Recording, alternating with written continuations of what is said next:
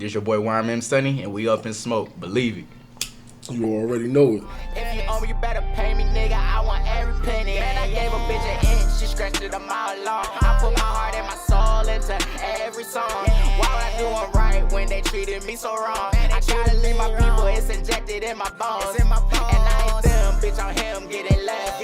Cost me once, won't do it again, now you get left. I play the game my all, trying to dig up anything that's left. My past is dirty to this day, I'm still cleaning up the man. Sad in the back, I know how pain feel. I lost my partner at 16, nigga, my pain real. And I got colder, I got older, I'm in my lane. Alright, bro, go ahead and tell them where you from, man.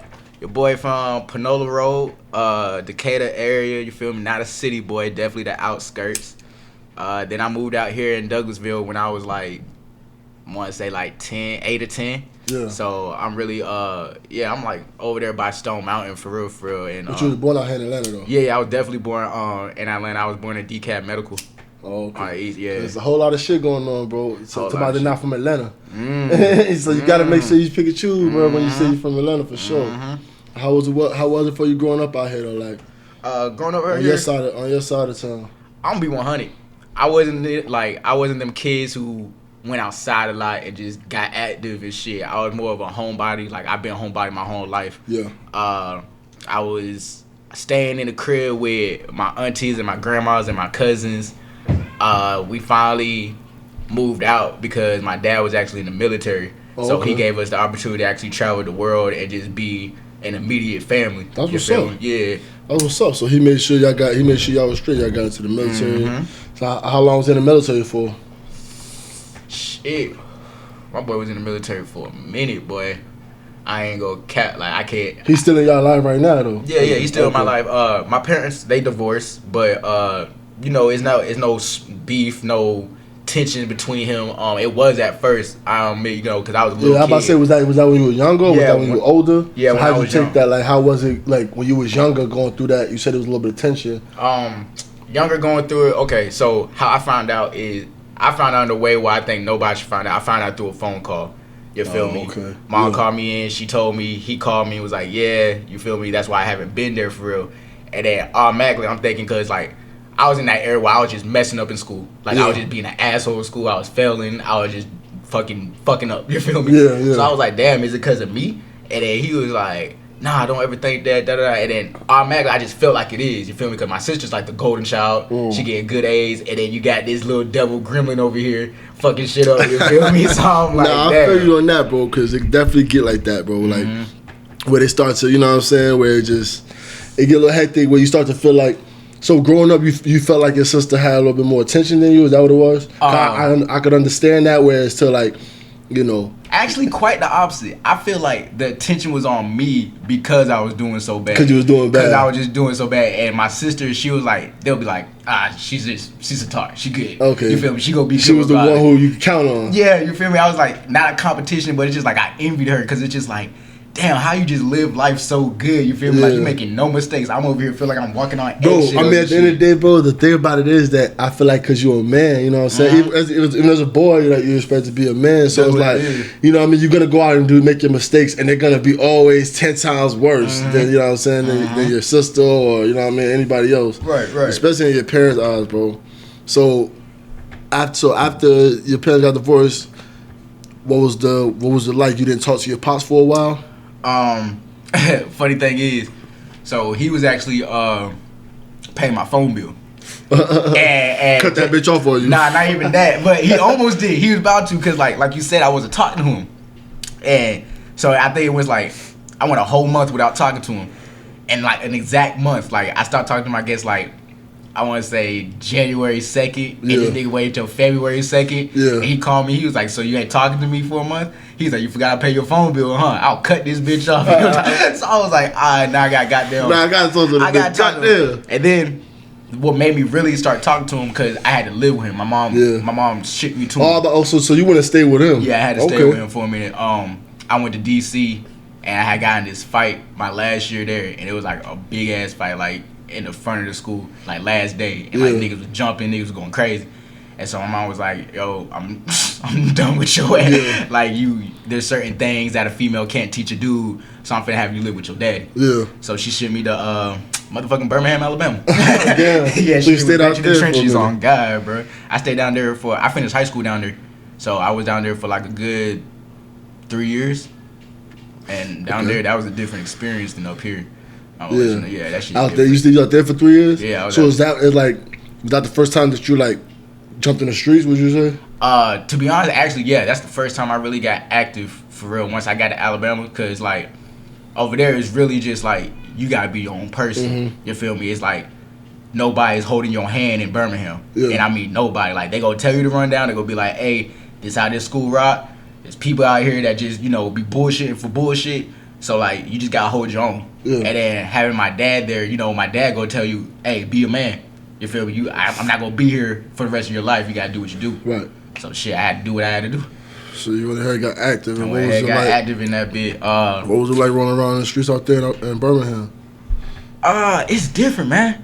It's different because like niggas out there really don't like to fight. They rather just shoot. Yeah. They rather shoot. And times we did fight, it would literally be like, I want to say like at a school football game, because they even pat you down. You feel me? They'll be like, okay. At the school. They got metal detectors, or they just pat you down? They got metal detectors, but like if it gets to that crowded part, we have police officers out there. They'll go around whoop de whoop, see what you got, you good, let you in, whoop de whoop. Got you. But even at that, it's like niggas still got active in the parking lot. Niggas still go to the parking school lot. Type shit. It still go crazy. But the school I went to, I wouldn't say it was too bad, but it did have its moments where niggas would be like just going crazy. There been times where me and my niggas was finna fight a teacher. Yeah, you feel me? Yeah, that was going hard, that motherfucker. Bruh, nah, cause teachers be disrespectful, bruh. But it's just like they disrespect for no reason. They want to act like they your age when they get disrespectful. So I was like, okay, I'm gonna treat you like my age. Okay, I know how that go. On guard. Yeah, like teachers like to get active and shit like teachers that. Like to get active. Like there's one time, bro, I'll never forget. It was when grills was like every young nigga in Alabama wanted some grills. So my partner twin, he had bought some grills. He had the fame one. Yeah. Fire hard as fuck. Teacher had on some hating shit, talking about some. Hey, you gotta take those out. He was like, damn, I paid so much money for these hoes. You feel me? I can't really just take them out like that. And so she got in this nigga's face and like proceeded to actually like try to go in this nigga's mouth and take it out. That's different. Bruh, when I say shit went left, I'm talking about, I don't know what he did, but I was in class, bruh. I just remember I got my phone rang.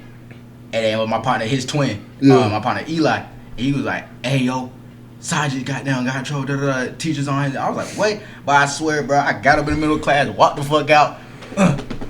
What the fuck y'all at? You feel me? Like, we ain't doing none of that shit. Teachers like looking at me like, why the fuck this nigga just get out of class? Bro, y'all finna hop on me? Like, I don't give a fuck, bro. No grown ass teacher finna put his hands on me. Right. You feel that shit weird. No little kid, that like type shit. Weird, yeah, bro. So you gonna have to hit with all of us. It's just happening. No. It just has to happen. Right, that's a fact. So from inside school, outside you had to deal with the same shit running around the streets though. Right. So how was that? How was it jumping outside? Like how was it jumping off the porch, man? Jumping off the porch in Alabama, it was I ain't gonna say it was different. It's probably the same everywhere else, man. Like once you do it, it's no going back. Right. You feel me? So like even the little things that was going on, like me stepping in the streets, it carried on to like my school activities, you feel me? So even when I'm in school, I'm looking at people try to hit licks, you feel me? Like, oh shit, I ain't got that, let me get that shit. Oh, I don't like that nigga talking shit, ooh, we getting active right here in the hallway, you feel me? There's no hiding that shit. Goddamn parties, when we go to parties, and like, when I say I don't go outside for real, so every time I go to party, I'm with people that is known, but I'm not known. Right. So they beef automatically becomes my beef. Right. So if they fighting, automatically I'm fighting. Schools, rival schooleries, like when I say football games, yeah. Oh yeah, niggas get active at the games. It's though. over. It's over at the games. But that shit would carry on though. You feel me? Like you get to find with a nigga at the game, guarantee you that nigga go remember your face. Talk about you walking in the mall, that nigga see you, it ain't no talking. Right. It's no talking. Game banging out there, bruh. Different. You was banging out there?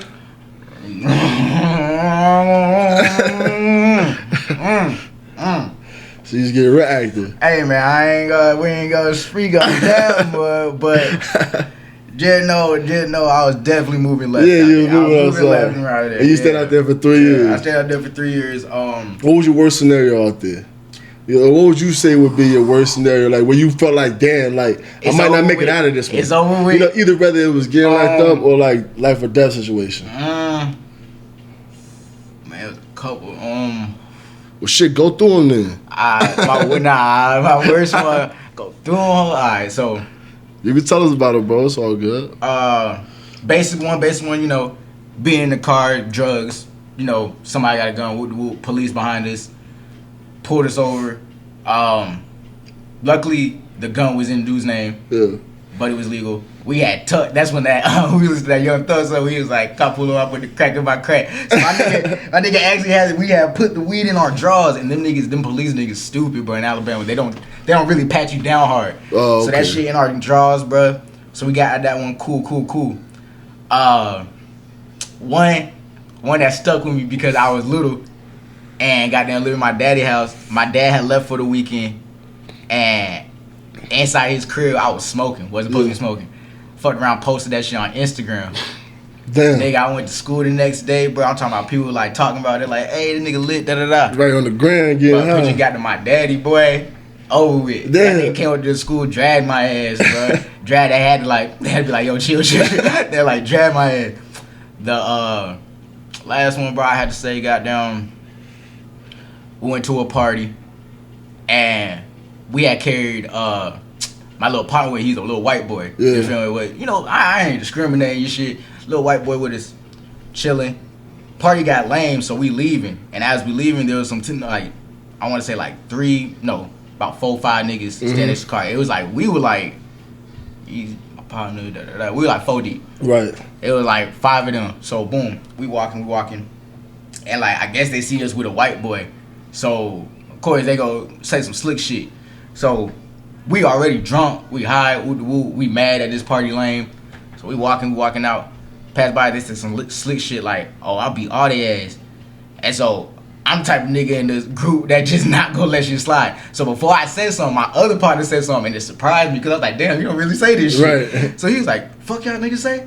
So, they turn around, boom, we had exchanging words. And I don't do no talking. If we go get into it, we go get into it. Right. So I was like, I'm just sitting back because I got my shit in the car.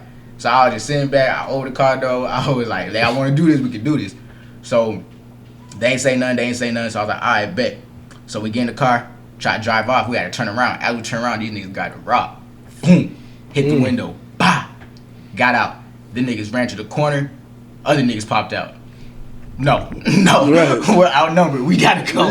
But my partner was like, he be so hard headed. He was like, let's do it. I was like, bruh, no, bruh. I was like, I'm not finna die here like that. I was like, you got me fucked up, bro. I'm gonna play like smart. That. I gotta go home. I gotta make it home. I gotta graduate. Yeah, I feel you. So I was like, nah, bro, it's not even the time for that shit. So I mean, I took that. I felt like it was an L, but at the same time, I feel like it was a lesson because it's just like, nigga, you gotta really pick and choose your battles. You feel me? You gotta go. You can't be out here playing Superman, bro. You can't be out here. Nobody's bulletproof. Especially, I mean, like, even then, bro, like, I feel like when you in those type of situations, you know the homies that you with. Right. So, like, if you felt like the homies that you with ain't, like, you know what I'm saying, ain't really gonna really get active with everybody, gonna really be able to be good at the end of the day, then, you know what I'm saying, getting up out of there is what, you know what I mean, is your choice. It's the best choice to do. Yeah, you know what I mean, at the end of the day. So, straight from Alabama, you spent 3 years out there, then you came out here back. You came back to Georgia. You moved back with your mom.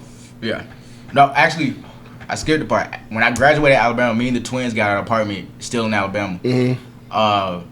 We got tired of living there. They got an opportunity to go live in California. Okay. Yeah. So shout out to them boys. You feel me?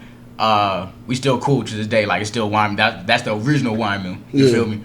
So they got a chance to move out to California. So I was like, all right, well, I ain't finna go out there because I'm just not built for certain states, you feel me? Like, California's just a state I wouldn't go to just to chill and all that. I like, just like, regular environment. Like, I'll go to Texas before I go to California. Yeah, I feel you. So, I was like, all right, bet.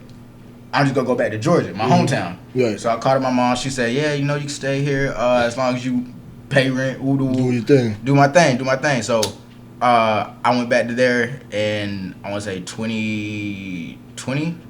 The ending of 2020, the beginning of 2021. Okay. So yeah, I just been out there and shit. Went out there, chill with her. And then this shit just kept going from there. Shit. So how was it back being with your mom? It's actually kind of funny. Me and my mom actually, we developed a relationship, and she's like my best friend.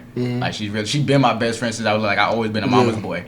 But it's like we came to terms that like I'm older now. You feel me? I just older now. You feel me? I can do different things. So like I even like smoked with my mom before. You feel me? Like we heard this talk. We got a connection. Yeah, we be like nights, like just chilling party nights. We'll crack open beer, drink. Goddamn pour shots, feel me? I'll just be chilling with my mom, you feel me? And like she'll talk to me about life, she'll talk to me about like things I need to focus on as a human, as a grown man, things that needs to be accomplished and all that, things that nobody ever told me, you feel me? She even got down, bring back lessons from when I was little and be like, remember when I told you this? This is the reason now. Now you seen that shit. Yeah, so me and my mom got a good bond. Relationship. Yeah, real good bond. So growing up with your father in the military, right? He wasn't really at the crib like that. So that really at the is crib that like really that's how you built the bond? You built the bond from an early age, or was you always like, was you already attached to your dad at that point, or was it different growing up? Yeah, so my dad always gave me hard love, right? Always gave me hard love, but I never understood that shit. So off rip, I was like enjoying. I love my mom more. Like I'm just gonna say, I was like I like my mom more. If I had a choice to go to her or him, I'm going with her. You feel me? But yeah, he wasn't at the crib so much, but when you little, you see that shit as like a bad thing. You be like, damn, where this nigga at? You feel me? I'm having dinners without this nigga. Or when he get home, he going straight to bed. You feel me? Like, me and him never really hung out. Right. Hung out today. Like, and today his birthday, by the way. You feel me? So I'm trying to see pictures of us as a little, and I noticed that we don't really have pictures together because he was always busy. Always had something to do. Yeah, but when he was there, it was good times. You know, me and him would like watch movies. Me and him was like a real big movie fan. So me and him would just be watching movies, chilling. It was no bad blood for real until, you know, I did some shit. So you did something and like, then all of a sudden you regular get on you regular shit. Right. For sure. So with that being said, growing up and everything, like when did you start getting into the music? Actually, I've always been into music.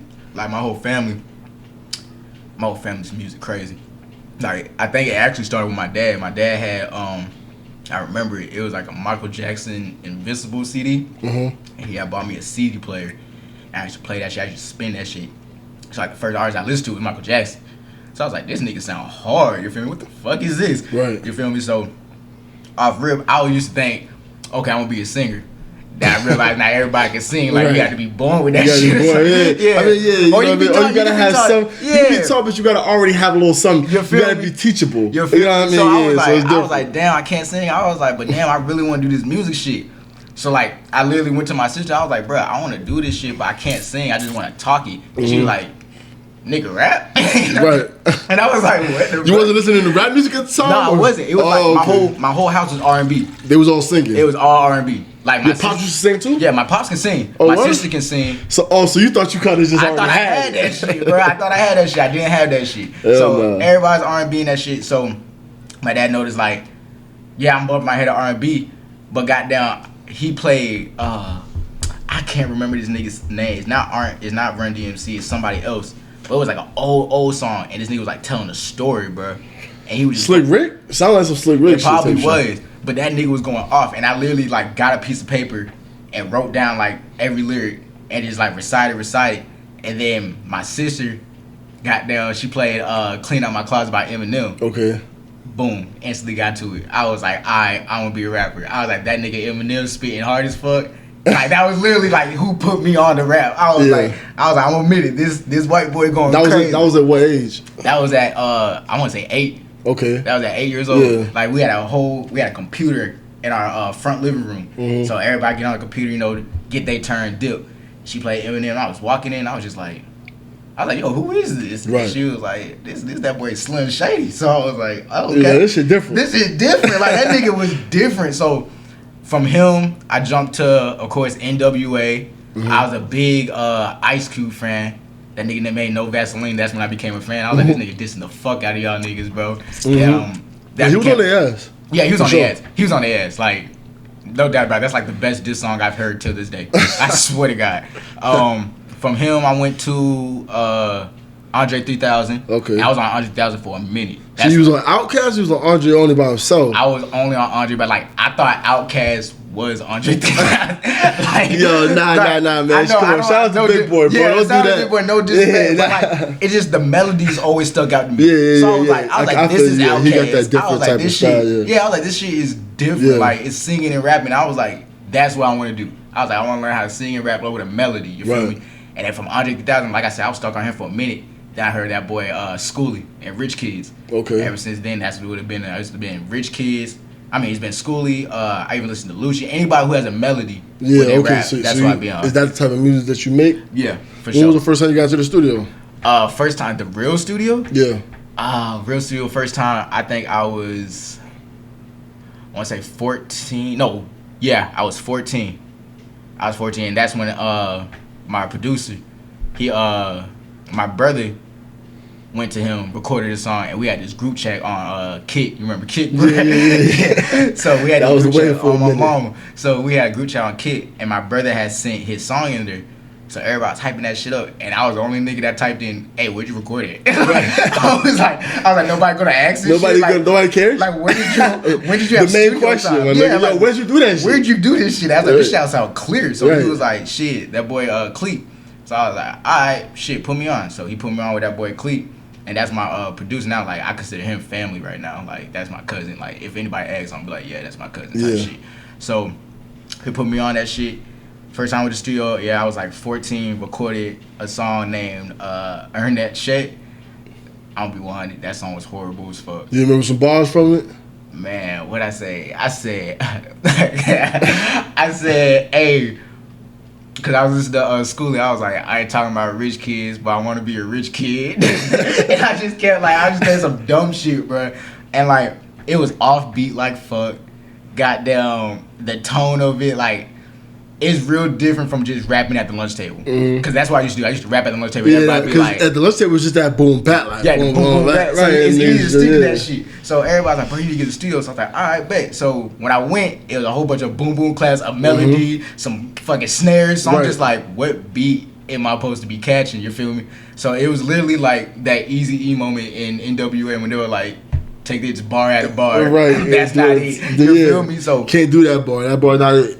bro, it took like a whole, I think, 2 hours to record one song. And then when I put that whole out, bro, I put it out on SoundCloud, and it got plays, but it got plays for the wrong reason. It got plays because these people was like, oh, this nigga, It's not it. So niggas, so like they was commenting, But you know what I'm saying that you was trash. They were coming up to me at school. Yeah, They were coming up to me at school. it got like, bad. But they were like, bro, you shouldn't rap no more. Like, they're like, I'm gonna be 100 with you. That song wasn't it. And like, I remember one specific day I was in gym, and these niggas came running in that bit. And they're like, bro, I heard you drop a song, So I was like, okay, it's gonna be my turn right there. They're like, let me hear that shit. So I played for them. They're like, I mean, the beat's nice. And I was like, but you had already been hearing it was trash prior to play.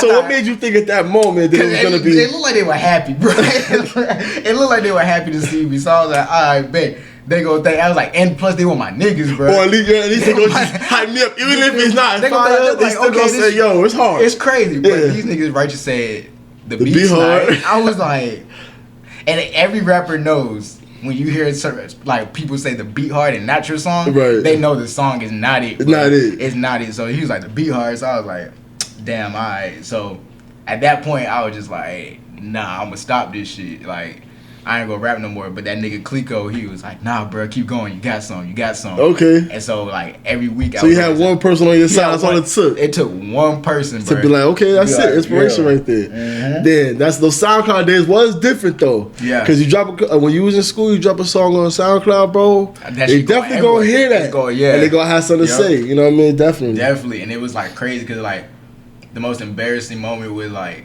I'll be in class, bro, and I literally just be sitting there and somebody will play the song out loud, bro. Straight embarrassing. I'm talking about girls be laughing and everything, bro. Why they was doing you so dirt, bro? Bro, I don't know. I was little. And then like niggas like I ain't gonna lie. I would let niggas step on me, bro, because like I know once I get to that point where I'm violent, like I'm not stopping. You feel me?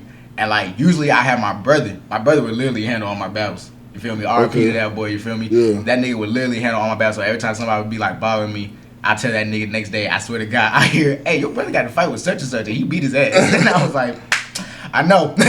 You feel me? That's So it. So like I said, people would be that's like, love right there. Yeah, so like they'll talk about me, but they learn not to talk to me about it. Right, yeah. So they'll talk around. And so like I said, they started playing that shit out loud in class, and I just look at them, and they'll be like fake turning up and shit, be like, hey, this shit hard, and I'll be like, bro. Nah, it's not hard, bro. Like, you lame Why as you shit, gassing me, bro? Like, but it's funny as fuck, cause that same person, bro, years later, as I'm making songs now, hit me up like, bro, let me get a feature. right. Nah, bro. That's usually how I Nah, bro. Yeah. And he dead ass about that feature, cause he comments like every time. Yeah. And he hit me up every time, be like, bro, when we go get one in. I'm like, the fact is you started rapping is funny as fuck. Right. Because you were just a hooper. And I'm like, y'all used to think, cause I was rapping in the era with like everybody, it was before everybody wanted to be a rapper. Mm-hmm. You feel me? Like, once I graduated high school, that's when I kept seeing people be like, oh yeah, I'm a rapper now. Oh, I'm in the studio, da-da-da. Like, nigga, I've been doing that shit. Like, I've literally been in the studio since I was 14. And y'all niggas doing this shit at an age of like 20 and up and shit. Like, yeah, you feel just me? getting on You the got a road and long, shit. you got a long way to go. If I've been doing this shit at 14 and still ain't really up there. Yeah. You feel me? Not saying like I'm down, your shit might be amazing. You might double, flip. Spin, you know what I'm saying? Sometimes But you ain't gonna last long. It ain't always overnight, but sometimes it can be. Yeah, Be, but I had to learn that, like, that overnight shit, if it is overnight, that shit not gonna last long. Yeah. You feel me? The longer you take, the longer you're gonna last. And I just had to realize that, and once I realized that, I'm just So you feel like a lot of the overnight dudes became like one-hit wonders? a lot of them. Like, I can name a few. Go ahead, like, name them. Shit. That boy, what's his name? YB and Amir? Okay. Yeah, that nigga. Oh, so you're not fucking with him? I mean, I never really fucked with him from the beginning. I never really heard his music. So Crazy thing is, we have a mutual friend. Me and my mutual friend. His DJ is actually like my partner. Like Okay. my real partner. So at first I was fucking with him because I'm like, young nigga putting on for Birmingham, you feel me? Boom, boom, boom. But then, thing about Birmingham, bruh, them niggas quick to expose you. Because Birmingham filled with like hating niggas. Like, I'm just gonna say it. Everybody in Birmingham would tell you. They filled with hating niggas. But like, if they really don't like you, they go expose you. So they were like, this nigga not even from Birmingham, this nigga from Clay Chalkville, this nigga went from GD to Crip, this nigga got down, he been rich, he hasn't come from the bottom. Damn, see, like, they just on his ass. So I'm like, listen to it. So I was like, okay, these niggas just hating, you feel me? The song fire. The song fire. But then once you become a fan, you feel me, you start looking at the nigga, you feel me? So I'm not saying I was a fan of him, but I was like, I'm a real supporter. Right, like you like the first song, so you want to see what else he got going on. That's it. This nigga was just a GTA player, bro, and was talking about his life of a GTA player. So I was like, you feel me? That shit fake. That shit threw you off. That shit threw me off. I was like, you fed to your audience that you this type of nigga that's about that shit. Just getting it in. You're only getting it in on GTA. And I don't even play games, you feel me? I don't play no type of game. I don't play no PS4, no Xbox, none of that shit. So like, when they were like, he plays GTA, and I'm like, what the fuck is that? And they're like, bro, Grand Theft Auto. So I was like, really? And they're like, yeah, that's how he's talking. And I was like, ain't no way. But this nigga has a whole streaming platform with that shit. And I was like, no. Damn. No. Like, I just kept seeing a whole bunch of shit about that nigga. Bro, it'd be the ones like trying to come out, bro, and it just be like, representing that you know what I'm saying, for the street niggas. Right. Doing your thing, then all of a sudden tell you not a street nigga. It's like, I feel like just be yourself. Like, you could always be yourself and people will respect you because they have nothing to expose. But that nigga Lil Tecca, he came out as himself. Never say he was no street nigga, never say he was no gang banger. That's why I respect that nigga Lil Tecca. That nigga came out as himself and became goddamn, had a #1 hit. That nigga went on tour, that nigga did his thing. Did his thing, bro. So it's just like, yeah, you can come out of the scene like, bro, I'm just this type of nigga. Even Childish Gambino. Right. Childish Gambino been saying he came from a rich family. So what? You feel me? That nigga still made music and y'all still liked him. He don't have to be no gangbang, no gangster, no street nigga just to goddamn be hard in this world, bro.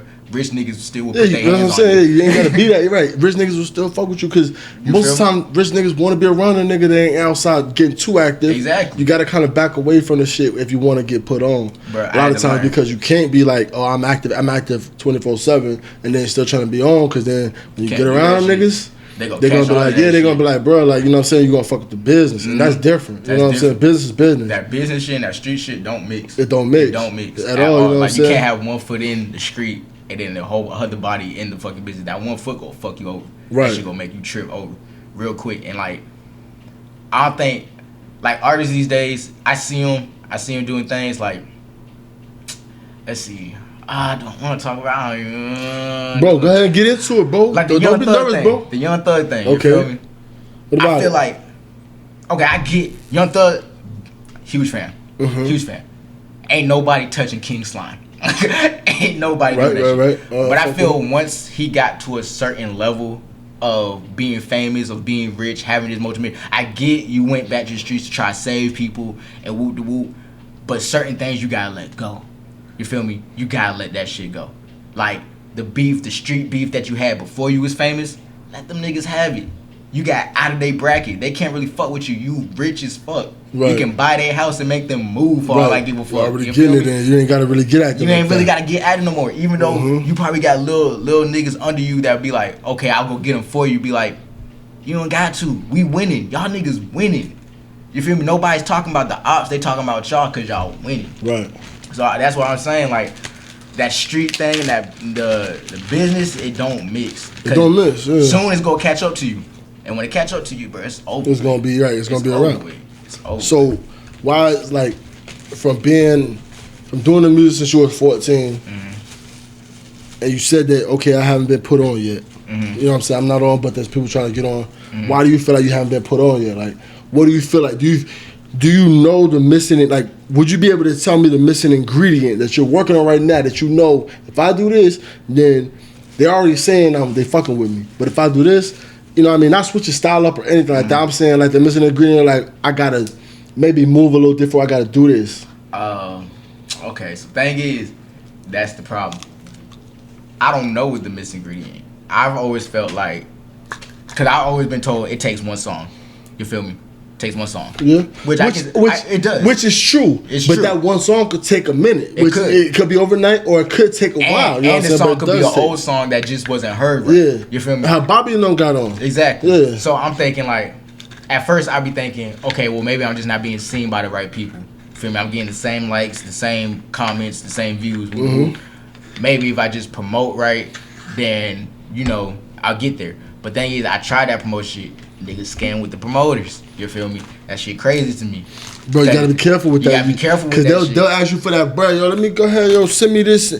And sometimes it be for the low, sometimes it be for the most. Sometimes it be like, yo, send me this amount of money and I'll do this at a third. And they be like, damn. But I'm be 100. I spent about like, out of my whole, like when I got serious, I spent about 1,500 on promotion. And only got 500 worth. You feel me? And the ones, like, but it took you to do that to learn. It took me to learn. So what I'm thinking is like, people be like, okay, you gotta do open mics. I did open mics before. Have you performed any place that we would know? Like any place in Atlanta? I did Coast to Coast. Okay. You did the Coast to Coast joint? I did the Coast to Coast. Okay, I remember that. And thing is, was so crazy to me, bro. And I always remember that when I did the Coast to Coast thing, I performed. I went crazy, bro. Showed out. They got choosing the winners, bro. And literally, buddy, some unknown dude came in first, somebody came in second, and I came in third. And once they placed me and all that, I walked off stage, and like 10 people came up to me. They're like, bruh, I thought you was gonna win. And then so what Coast to Coast does is they post your results on their website, and then they give you a reason on why they give you that score. So I went to go look, and the reason for mine was sounds like any generic radio song and sounds like 2 Street or some shit like that. And I'm thinking to myself, I was like, but ain't that what y'all looking for? Something that you can play on the radio, some radio shit. And so I was like, okay. So I see kicking it, I gotta kick it differently for them to actually feel some shit. So that's what I was focused on for a minute. After I did the Coast to Coast, I did open mic at just like this, you know, one of them Friday fest things that be at bars and shit. Right. So I did one of them, performed there, had people tell me, you know, get my Instagram, boom, boom, boom, all that shit. So it's like open mics be working, but which is always open mics are best for networking. Yeah, you know that's what it is. I believe that's what I'm talking about. I believe they're real good for networking. You don't go to actually get put on. Right. You feel me? Because not too many people out there just, you know, you ain't gonna really catch, you know what I mean, just, you know, you're not gonna just catch any old body just chilling in an open mic, depending on where the open mic is. Right. You know what I'm saying? Depending on where the open mic is, then you might catch somebody. Other than that, it's like, I'm just gonna be here to network, get some fans. Right. You know what I mean? Get some fans and do my thing. Which is cool, because more fans equals, you know, more people gonna see your shit and exposure and all this other shit. But thing is, who's gonna see it? Like that's what I feel like is missing. Like I need somebody who's actually going, like, when they see it, they're gonna be like, okay, I can do something with this shit. Mm-hmm. You feel me? That's why you gotta have, like, do you have a cameraman pull up with you to your shows?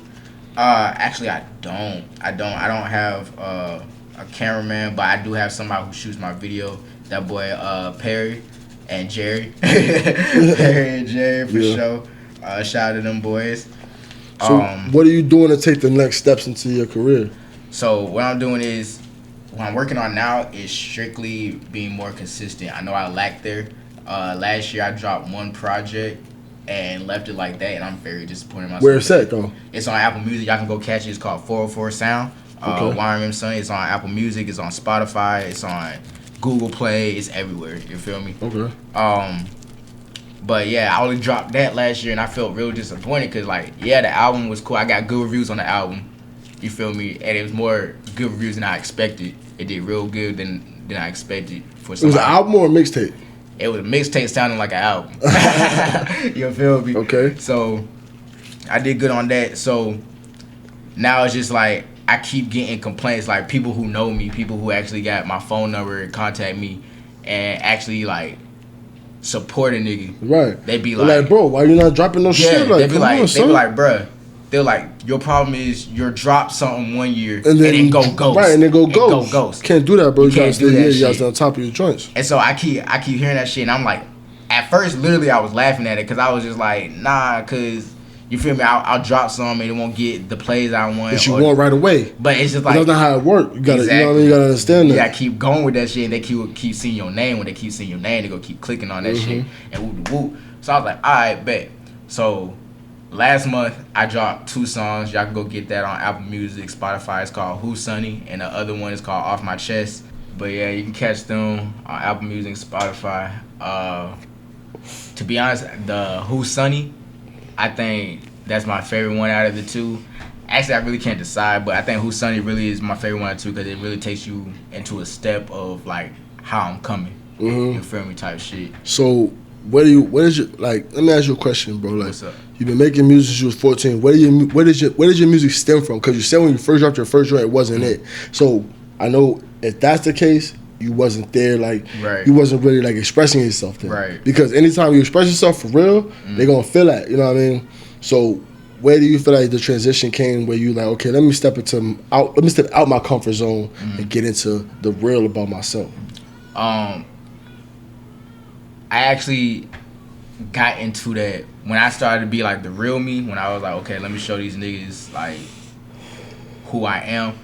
I went through like 3 name changes throughout my whole career. What was the first name? The first name was LK Scooby. When I was him, you feel me, I was more of a, like I said, it was more of the flexing type. The type where I thought everybody wanted to be like, okay, it's a turn up song. Like, I want to be lit. You want to be, okay, you want to be like that. I want to be lit. Then was you making like dancing music? Was it like that? Like, was it like, did you have a dance to it and everything? One of those type of jokes? Or was it just like? It could have been like, it was really some TikTok songs before TikTok happened, you feel me? So I was making like lit ass songs. Then from LK Scooby, I went to Don Kid. Don Kid, he was more of a like manifestation, you feel me? Like I was telling y'all what I wanted to be, how I'm gonna be a boss, you feel me?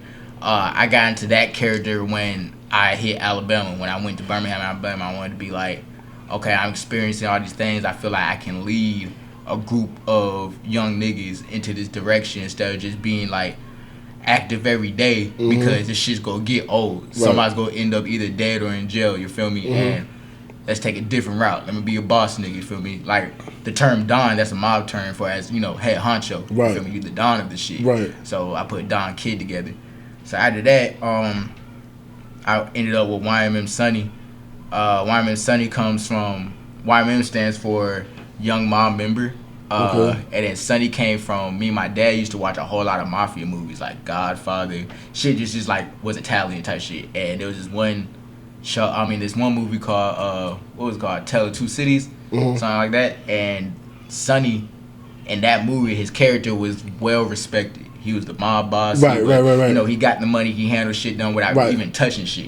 You feel me? So I looked up to be that type of nigga. I was like, I'm gonna be a boss. I'm gonna have niggas take care of my shit. I'm good. So instead of spelling it SUNNY, I took off one N and just held, just one. Right. Type shit, just to be different. So YMM Sunny, he's the type of nigga who brings you reality. Like, this is what it is. This is how it's gonna be. You feel me? Ain't no back and forth with it. I got into him really when I came back to Georgia. My boy Vari had died in a car accident, and I was like, okay, at this point, cause right before he died, he was in my live, and he heard me recording a song. He put some flame emojis, and he was like, "This shit was hard." Yeah, so I was like, people that, like, it's crazy how people can just leave you. Mm-hmm. Yeah, so, random, bro. It's crazy for him. Yeah, so when he died, I was like, okay, this is real life. Like, shit's not glitz and glamour. You feel me? So that's when I started talking about, like, not pain, but just like shit that could really just affect you and shit. Like, I was being, I don't want to say a voice, but like more of a guidance to young niggas who don't really like speak up. You feel me? I got into YMM Sunny really recently. I want to say last year when my brother died. He lost the battle of mental to himself. You feel me? Mental depression. He lost that battle to himself. He was going through a lot of different changes. Yeah, or? he was just going through a lot, man. It was like ever since he was little, he's been going through a lot. Like, my brother really been through hell and back, and literally like fought the devil type shit and came back type shit. Like, I can really sit here and witness that shit and say that shit, and for him to actually make it this far, really is that's what makes me proud. You feel me? Because it's like you could have been, left, but you didn't. You feel me? And it took a real nigga for you to leave. It took yourself. You feel me? You doing it on your own terms. I can't be mad at him no more. At the time, I was mad, but when that happened, I stopped music for a while, and I was just like so angry. I was just depressed. I was just going through that shit. And then actually, some shawty I was like seeing at the time, she was like, "You just need to let that out." You feel me? You need to let that out. You need to just let it out. Right. So I got back in the studio, and that's when that YMM Sunny, the nigga who knows pain, the nigga who been through it, who can relate to you, who seen better days, really seen sunny days, you feel me? He tries to come out and just be like, okay, you ain't the only one going through this shit. I'm gonna start the story as it's sad, but when we end this shit, it's gonna be alright. It's gonna be worth the shit, you feel me? So that's how my transitions really happened throughout my life. Like, it's really crazy because I went through real characters and shit. So at the moment in time, like, losing your brother, how was that? Like, of course I know how was that for you? Like, you was hurt, you was in pain, you was everything, but like, I know you said you was mad at him for a minute. So where did the anger stem from? Him just, him not being there, or the anger stem from because like my brother was literally like the strongest nigga I knew. You feel me? And one thing he always told me was never fold. He said no matter what happens, don't fold. He's like, if you get caught up, don't fold. If life's bringing you down, don't fold. Just don't fold was his motto. He just kept saying that shit. And the fact is, like I said, he made that far, but he finally let life just like really get at him, and he folded. And like the fact that he told me about it, and I feel like I could have did something. You feel me? It was like to save him, and I wasn't there to do it. Right. I was literally on my way to Detroit. Cause my partner had something else going, so I was on the way to Detroit to support him. And then as I'm going to Detroit, I got like a text, and they were like, "Hey, I'm sorry for everything. I'm sorry for your loss. I'm here for you if you need it." So I'm like, "What the fuck these niggas talking about?" Right. And then I hop on Instagram, and that's how I found out. And I was just like, I just started like at that very moment, all my mental, all my like everything, I just lost. It's kind of like I just cut off, bro. Like I feel like at one time. Yeah, I feel like I blacked out in the middle of driving, bro. Like I had to pull over, and my partner had to goddamn drive for me, and I was just like sitting there, like, it was deep. This shit crazy. Yeah. Like that was your older brother you was talking about earlier. Yeah, that's my older brother. Yeah. Okay. For sure, the one who got down, like I said, he fought all my battles. Got down. That nigga used to promote my music. That nigga used to go to school and be like, "Hey, give my little brother new shit." You feel me? Got down, literally promote that shit, bro. That nigga used to. He was also the only one other than my boy Kliger that be like, "Bro, keep going. You gonna make it throughout this shit. you got this shit. Because there's so many times I wanted to quit, bro. But that nigga was like, bro, don't. Do the music and everything. Yeah, that nigga was like, bro, don't quit. He was like, because if you quit, you go start doing some stupid shit. Yeah. And I don't need you doing stupid shit. Because I mean, like, was music the first thing you ever wanted to do in life? Nah, actually, I used to want to be goddamn, I used to want to work for NASA, bro. Nigga wanted to work for NASCAR. Hell no. Nah, NASA, the space place. Oh, bro. NASA, damn. Yeah. I was in NASCAR. Okay, nigga wanted to work for the NASA. I used to like, I love space, bro. Like, space was my shit when I was little, bro. So I used to want to do that shit. You wanted to go to the moon and shit. I wanted to go to the moon and shit, bro. But then I was just like, I don't know what turned that shit. Like I said, I heard music and I was like, fuck that. I was like, fuck that other shit, bro. I ain't going to the moon. I'm gonna go to the moon in different ways. Like, cause when I first heard music, bro, it brought so much emotions, bro. And I automatically want to be like, I want to be the cause of somebody else's emotion. Right, somebody else's shit. Like that shit crazy. Yeah, being able to like, okay, somebody else's. I want to be the cause of somebody else getting through their shit. You feel me? Like, I want to be the person they put on to listen to when they going through something. Right. You feel me? Because Lord knows how many times, goddamn, I turned on. Nigga, I even listened to Justin Bieber one time when I was going through this shit. Rod Wave, goddamn, Tory Lanez, bruh. Goddamn, I just want to be like, I want to be the mood. You feel me? Right. I want to be the vibe. Right, I ain't trying to be the voice. I ain't trying to be a hero. I want to be your fucking vibe. The vibe, right. So, do you think that your music changed after your brother's passing? It definitely did. It definitely. And the fact, I thought about it, I was like, yeah, I really changed. Like, I was like, this shit changed me. And I talked to an old friend, and it's crazy because people will watch you, but that's how they support. You feel me? They'll just watch you and be like, yeah, this nigga up there. Right. So I talked to him, and he was just like, hey, I've been hearing your new shit. And I was like, what you mean? He was like, boy, you came a long way. He was like, your ass got crazy with this shit. So definitely his death had a big impact on it. And I don't want to say it made me go harder, but it made me get more in touch, more in touch with your shit. Yeah, more in touch with myself, you feel me? Because it's like, mental health is a big thing, you feel me? Especially with niggas, because niggas really don't have nobody to talk to. Right. You feel me? We don't have nobody to talk to but ourselves. A lot of times you're talking your head. You feel me? So when you're not with your partners, have nobody to talk to, all that, like you said, all that shit get in your head. And then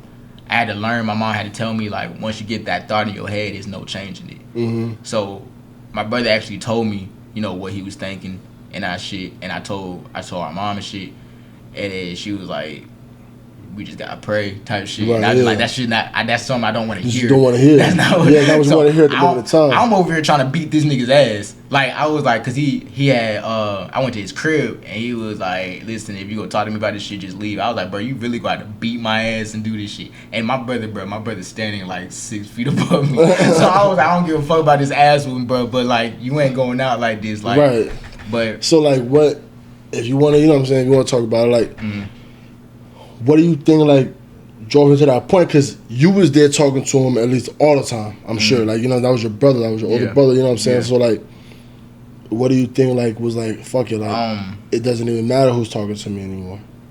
Like I said, he been going through it like since we were little, but it's like he did such a good, like, my brother's strong, bro. He did such a good job at like just hiding it. And what I guess it came to a point where it was just like, I don't know, I felt like it just took somebody or some person or just something to just trigger that shit and was just like, fuck it.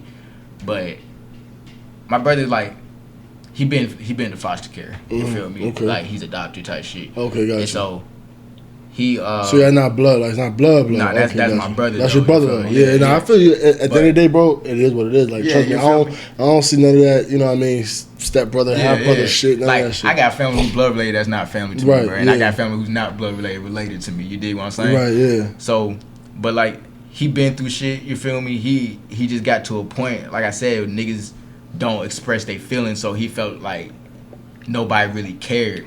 And I know it might sound cliche, but like, you being a man, you feel me, you got a family going on and you still feel like nobody cares, you automatically go think, well, why am I here? Right. You feel me? And that thought leads to something else. And then it just builds up from there. It just builds up from there. So it's just like, I try to be there. Like, I try to talk to him and be like, but like, every time I saw him, I was like, hey, yo, if you ain't got nobody, you know you got me. Right. You feel me? But I already know, like, one person ain't enough type shit. And so, because you can't always pick up the phone. I can't always pick up the phone, you feel me? And that's the thing, bro. Now that I said that, I really regret every missed phone call that nigga called me from, bro. Cause there'll be times where like I'll be busy and he'll call and I'll see it and I'll be like, I'm finna answer, but then something come up and I'll be like, shit, I'll call him back. You feel me? But then by the time I call him back, I'm asleep or he's asleep. Right. So I was just like, was there a moment in time that right before that happened that he called you and you didn't pick up, like at least right before, and you felt like, damn, that could have been the time where he wanted to talk about some shit? Actually, and then boom. Actually, nah. He I remember one time he texted me and it was on some crazy shit. He was just like, I'm sorry or some shit. And so I was looking at the phone like, what you mean? And so I pulled up and he told me all that shit. So I was like, call me tomorrow, whatever. And so he ain't called me the next day. And I tried to call him, but he had me blocked because, I don't know, he just didn't want nobody to bother him and all that. Then he called me like a week later and he was like, what's up, my boy? And I was like, what's good? He was just like, I can't talk to my little brother no more. And I was like, I was like, you blocked me, nigga, for wrong. Right, yeah. And so he was like, nah, I'm finna pull up. So, like I said, my brother's so strong at this shit, bro. He put on this whole happy persona, but I know he was hurting. So he pulled up to me, bro. Me and him kicked it. We smoked. Had a good ass laugh, bro, before he left. And then that nigga left. And when he left, you know, dapped him up. I was like, all right, love you, bro. He's like, all right, love you too. And like the next day was the last day I saw him. He had called me and asked for a ride. And I was like, all right, bet. And it's like, thinking back on it is real scary, bro, because as we driving, like his phone going off, but like he ignoring it. Like I'm seeing signs, but I'm not reading it until like after. So I get to the place he needed to be, and when he get out, I was like, all right, my boy. And then I dapped him up, and he was like, usually I say love you first, and I was like, hey, love you. And I was like, and it just felt the way he said it was weird. It was different. So I was like, love you too. And I like we stopped and he closed the door and I drove off and I looked and that nigga had left me some gas money.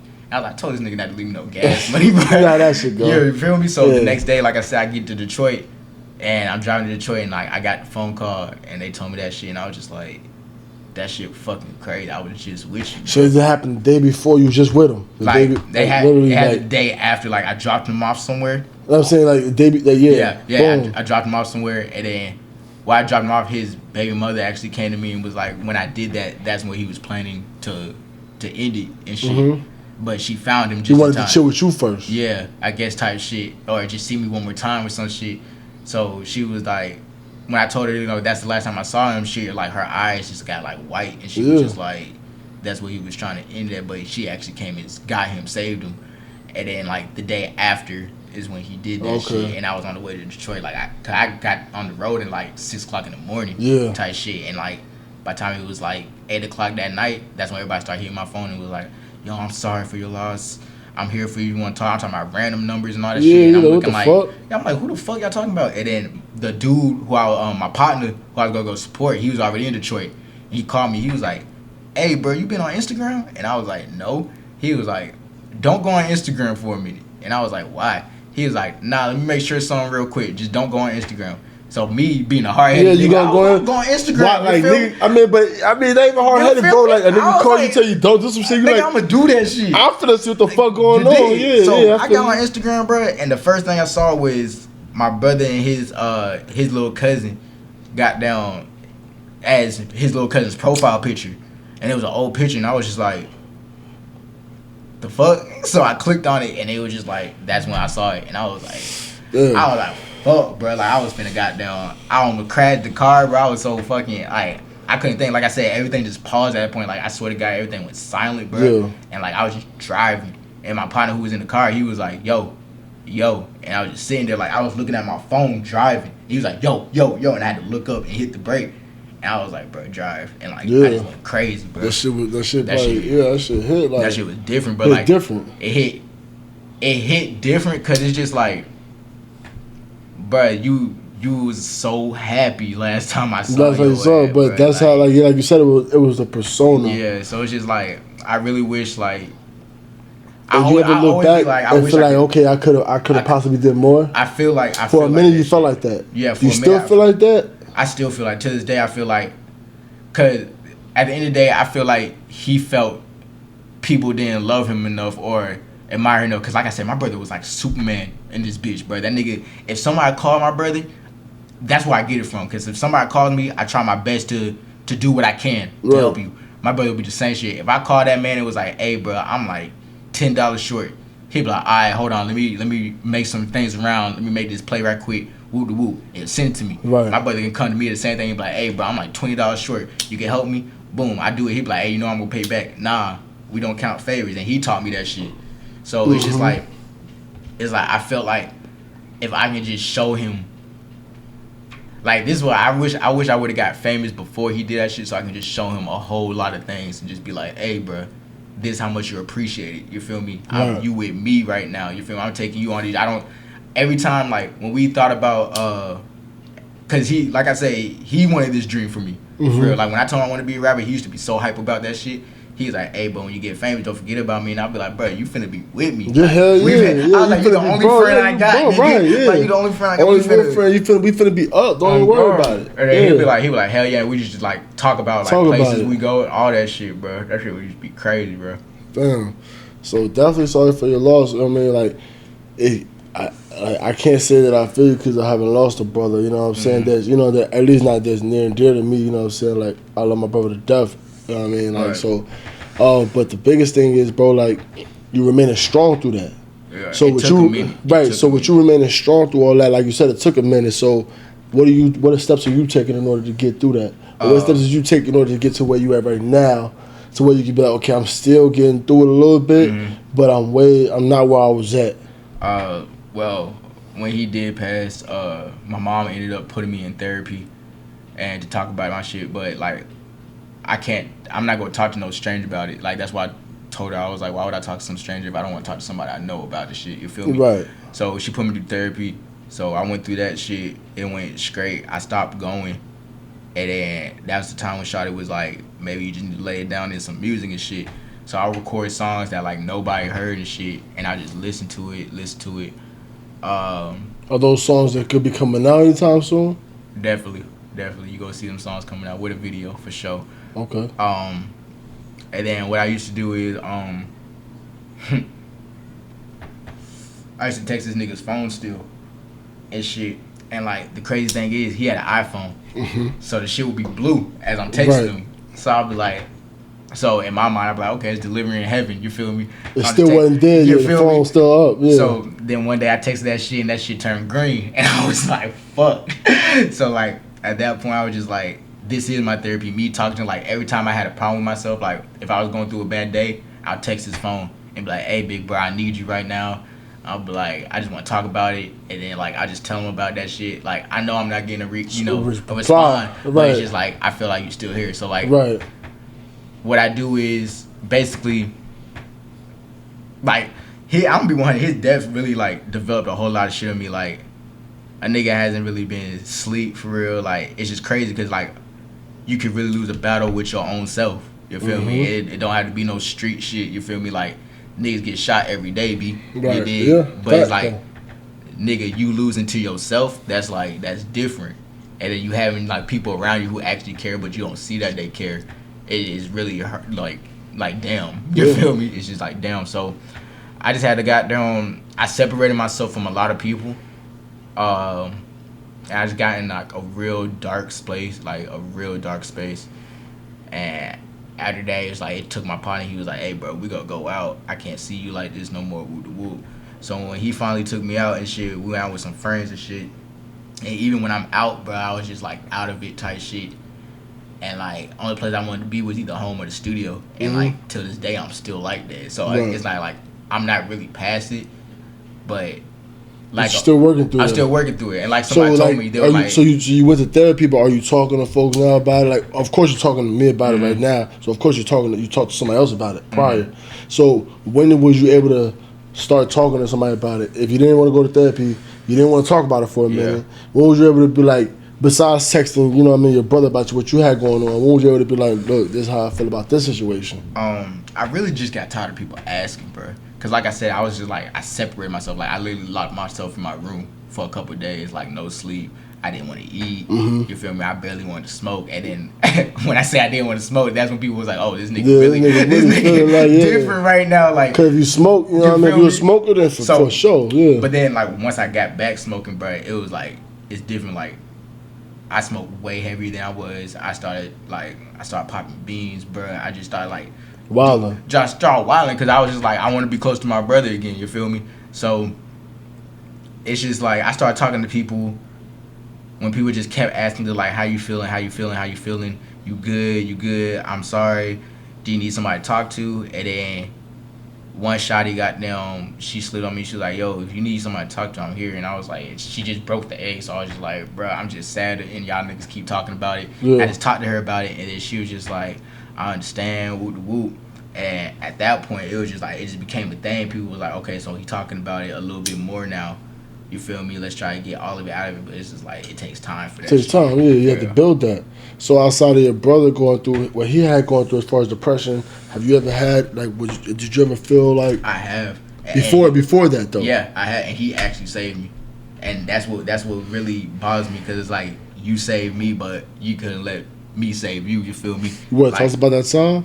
Like, okay, so, like, I was little, I was like, this one I was like 10 or 8. This is before you even started making music. This was even before I started making music. I was like, I don't know, I want to say between the ages 10 through like 13. I was like that, and like I had got diagnosed with ADHD like every other kid and shit. So, right, running around and shit. Yeah, so you know, they dose you up with pills and shit. Mm-hmm. And the pills was a side effect. It was like depression and shit. Right. But like my folks kept making me take them because like they were like, you need to calm the fuck down. So I was literally getting depressed every day. And like, you know, you tell a black family you depressed, they just be like, nigga, you can't be depressed. They right. rub it off. It just don't make no sense to them. So boom, they rubbed it off and shit. So like, yeah, I tried to like, I had reached out to him and like I hit him with the same thing. I was like, bro, I'm not strong enough for this shit. I'm, you know, woo de woo. And that nigga literally like text me. He was like, bro, come outside. He was like, I'm around the corner. He was like, we gonna talk about this shit. We gonna smoke some shit. Woo de woo. And that nigga literally talked to me about like we was at a park and shit. And that nigga used to have me like, we talked about it. He was like, don't you want to be something? And I was like, yeah, I want to be a rapper. And then he was like, freestyle something right now. And then I freestyled the first time for his ass. And he was like, yeah, you can't leave this earth yet, my boy. He's like, you can't leave this earth yet. So I was like, I bet. So, like I said, he saved me. Like, that and music saved me. And for the fact, like I said, I couldn't save him, it makes me like, it fucks you up a little bit. It fucks me up because it's like, damn, my nigga. Because like, yeah, he couldn't let anybody say him like you said, but he said you. Yeah. But you say he had a couple occasions where he was trying to. So, you know what I mean? He had been going through it for a little while. He had been going through it for a minute. And has he ever been to any type?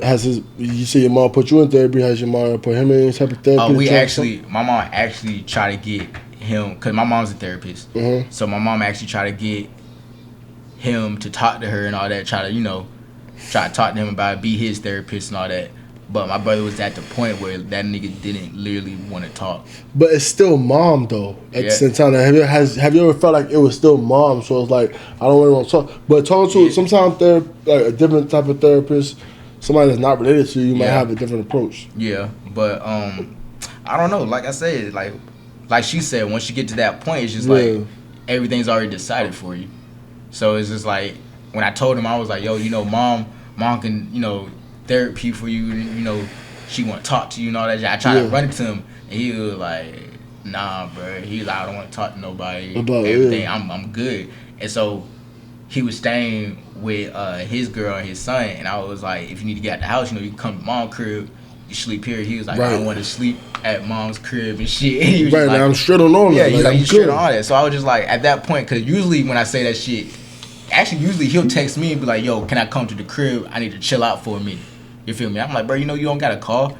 I was like, there's times pull up, nigga, pop out. But there's been times this nigga pull up and knock on my window and be like, open the door. You feel me? Right, yeah, so pop out, like, bet. Yeah, so I'm like, all right, bet. So when I told him he could come to the crib and he said that shit, that was another sign. I was just like, yeah, that nigga gone. You feel me? My brother gone. Like, at that point, like, there's no talking to this man. Right. Yeah, that's deep, bro. Mm-hmm. And that's real talk. Yeah. So, damn, so you went through your whole stage and everything like that. He saved you. You know what I mean? Your brother passing. You said your music like reflects that now. Mm-hmm. So your new style that we're hearing, that we're gonna be hearing, is coming straight from the heart. The heart. Like, even my producer was like, bruh, I can literally hear your pain in your music. Right. And that's all I want to That's all I wanted. You feel me? So like when you hear me, I want y'all to hear like this, like it can't be no faking this shit type shit. Like I don't want nobody to question me and be like, oh, this nigga got fake shit going on. This nigga not really whoop the whoop. Nah, y'all gonna be able to hear it. You feel me? Right. I'm literally like leaking on these tracks type shit. Right, like on some real shit. And that's how I think that's the most like authentic thing, like the most real thing you could do is put it out there and put it all on the track. Because at the end of the day, like you said, you might not want to talk to somebody every time. Right. You know what I mean? Or you might not feel like somebody want to even listen to that shit all the time. Somebody might not have time to listen to it all the time. But the beat don't never got a time limit for you to. You could always go back and erase and do this and say something different, and whatever you want to say, you could always do that, and it's always there. So I feel that on a different type of level, like boom, like you could always do that. So from there, bro, like where do you see yourself? Where do you see your career going from there? Do you feel like now you developed a style to where not just from the, I mean, I guess from the pain, but do you feel like you develop a style from there where you're like, okay, cool, like I could take this and I could make this into the reality. I can make this into my reality. I could take this and go big because this is the real. Everything's gonna be authentic from now on. I actually do feel like that. I actually feel like since I've been making music, like when I first started to now, I think I'm literally like at this moment, I think I'm in my, I want to say my prime.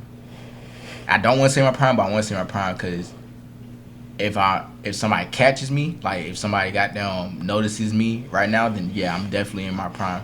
You feel me? And I feel like I'm way better than what I used to be.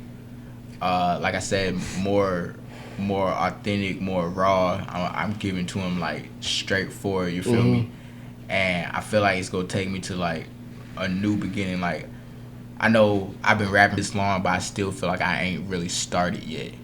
You feel me? I didn't really get to realize who I am until now. Right. And now that I'm at that point that I was like, okay, I know who I am, so let me go ahead and rock with this shit. I feel like now is a new start for YMM SUNY type shit.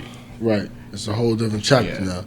So sure. Where do you see yourself, like I said, where do you see yourself in the next 5 years, 10 years from now? Next 5 years, I definitely see myself up there. I see myself on tour somewhere.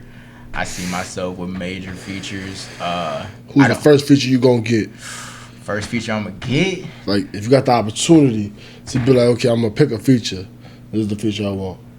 I'm gonna do the unthinkable. Like I said, I'm gonna go to Andre 3000. I'm gonna bring him back out. I feel like that shit gonna go so crazy if I do that shit. I'm gonna bring him back out. You feel like your style and his style is gonna mix well? Like, you know what I'm saying? Like, be authentic, bro. Be real. You know what I mean? Do you feel like, you know what I mean, your style and his style is gonna be like, okay, boom, like, yeah, that's hard. I actually not just hard to you. Nah, but hard to everybody else. That shit go together. I feel like that shit, the way it will mix, bro, it'll have to be like a back and forth thing, like a bar for bar thing. Like he'll have to say like a good 6. Now I pick up on that. Can you keep up? Can I keep up with Andre? Man. Well, Andre, bar for bar, back and forth, like, you know what I'm saying? Not just like, oh y'all spinning each other, but even bar for bar, like he say some shit and you say some shit that's hard, just as hard. I'll be 100. I think it'll be him that bring out another side. Okay. Of me, you feel me? I think if I were to get, that's why I'm saying like I'll get him first, cause automatically he gonna challenge me. You feel me? I know it. Like I watched this man. I grew up on this man. You feel me? So I know for a fact I'm not gonna get on no record with Andre and that shit gonna be ass. Right. I know as soon as he spit, okay, I gotta either match that shit or do better. And I'm not gonna lay that track down until I see him in the corner like this. Yeah, like, okay, that shit hard. Bet, you feel me? Right. So at that point, I feel like if I get him as a first feature, every feature after that, every song after that, it's gonna be premeditated murder type shit. Right. It's just gonna be over with. This is gonna be expected you to go just as hard. You feel me? Because they were like, okay, this nigga just kept up with Andre. You feel me? That was a challenge. He just challenged himself. Everything after this gotta be better than me. What do you feel like is the end game for you? I've been rapping for a minute, but with my career, what I see myself doing is like, I want to open up a record label, and I really just want to get like all the artists who's really been like just overseen. Yeah. Like I said, there's a lot of artists in my area who's really hard as fuck. Right. You feel me? And I feel like I ain't getting the attention. I want to do investments. I want to invest in, like I said, some cannabis. You feel me? I also want to like start off for my brother. Yeah, for real. I want to start like a mental health awareness type program. I want people to be knowing that it's okay to talk to somebody. You feel me? Not just like therapists, but I just want like a program where people like everybody come around. Mm-hmm. You meet friends, you make friends, whatever, and y'all just like y'all feel the love between each other. Right. Like, okay, there's somebody here that actually appreciates me. Right. You feel me? Because like I said, it's hard out here for dudes to really like Talk to somebody. You feel me? Because at the end of the day, a man stands for being a man. Mm-hmm. You feel me? And we don't want to our pride or our level, even if we don't get our pride or whatever, but we feel like we can't cry. We can't complain about shit because you gotta be hard. We gotta be hard because it's what a man is. You feel me? And that's what's messed up. Like, you got a whole fake painting of what a man's supposed to be, but literally, like, we're human. You feel me? We go through what everybody else go through. Y'all females got feelings. We got feelings too. Right. So like, just like how y'all come to us about how y'all feel, y'all expect us to like nourish you and be like, it's okay. You feel me? Like, when we do that to y'all, are y'all gonna do the same thing? Right. So, and some men feel like they not gonna do the same thing, so they hold it all in. So I just want to start like something that's gonna be like, hey, it's okay. Like, it's really okay. So to get it out. Yeah. Type shit. No, yeah, I feel that for sure, bro. No doubt. Like, shit, I appreciate you for coming through, my nigga. For sure. You know what I'm saying? Just being real. Like, getting it in, you know what I'm saying? Being authentic, letting everybody know who you is.